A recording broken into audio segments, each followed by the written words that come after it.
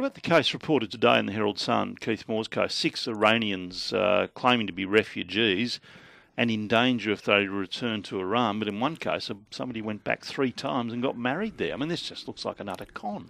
Well, Neil, I don't want to comment on the individual cases because I may well be a decision maker in some of those cases, but I'll just make this general comment. If people came, the 50,000 who came on the 800 boats during Mr Rudd and Ms Gillard's period in government, those people were issued, if they got to Australian shores, with a permanent visa. In that circumstance, they were able to go back to the country from which they'd fled, from which they claimed that they faced persecution.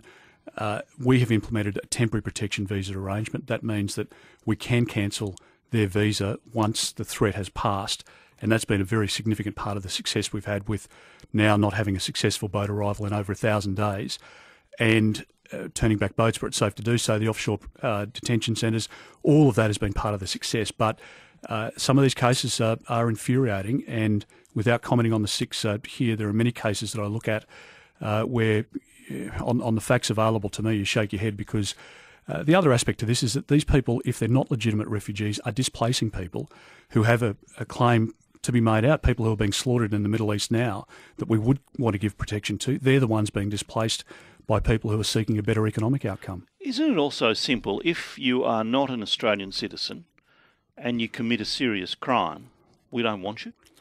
Well, that's the approach that most Australians would take, and we've been ramping up the number of visa cancellations over the course of the last 18 months or so. Numbers are up by about 1,400%, so there is a lot of work that we've been Well, how many would have been?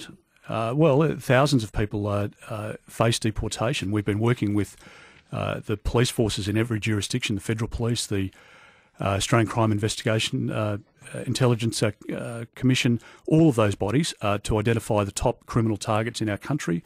Pedophiles, we've been working through outlaw motorcycle gangs, who are the biggest distributors of drugs in our country. So, again, we're a very welcoming, generous nation. Sometimes people would say too generous, but my judgment is if you're committing crimes, if you're committing offences against Australians, in particular women and children, then I don't believe you deserve to be here. And we're cancelling those visas at a record number in accord with the law. But we're going through them more quickly in greater detail, and I've got task forces in my department going through each of these cases. So can you tell me how many people actually have been deported? Well, we've deported 136 bikies, outlaw motorcycle gang members who are involved in manufacturing, distribution, importation of ice, for example, or amphetamines.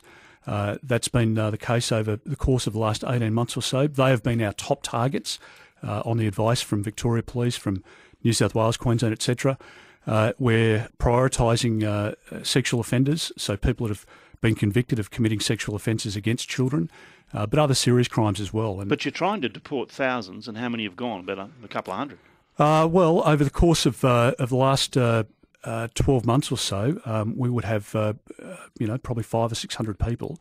Without the breakdown of each category before me. But these are serious offenders, people that have committed rapes, people who have committed armed robberies. Here in Melbourne, we've deported we've cancelled visas of 6 people involved in the Apex gangs. We're having a look at an additional 7 in detail at the moment, and there are other cases that have been referred to my department by the Victorian Police. So we're going through those individual cases and looking at whether or not people have breached the conditions of their visa. If so, then they can face deportation.